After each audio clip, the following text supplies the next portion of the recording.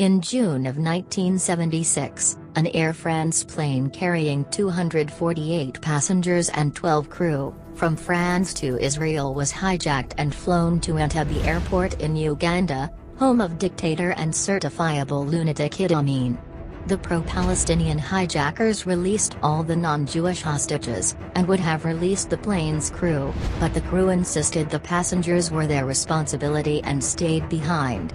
In total, 105 hostages remained behind, 2,500 miles away from Israel, holed up in Uganda's principal airport, surrounded by an openly pro-hijacker military led by a guy who had declared himself Lord of the beasts of the earth and the fishes of the sea. None of this was a deterrent for Israeli special forces.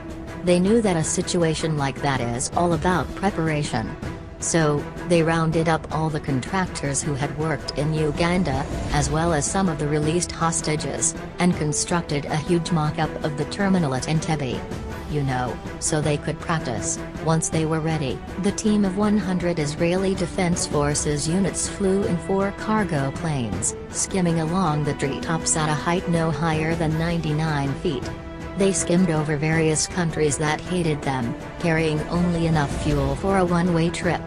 This fuel thing is kind of important. The Israelis had no escape options if anything went wrong, and their only way back home would be to steal fuel from the Ugandans while they were on the ground.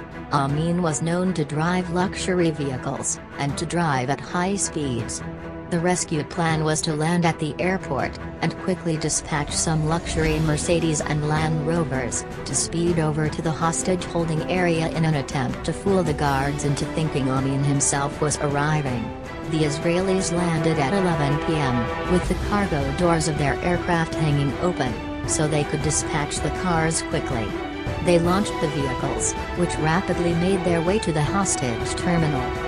However, the guards knew that Amin had recently bought a different car, so they weren't exactly fooled. The Israelis were forced to shoot them, thereby giving away their presence to the whole airport.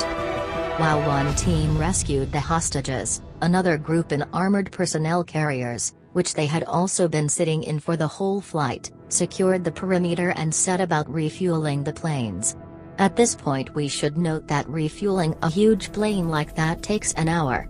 All while surrounded, in a hostile airport, but they did it.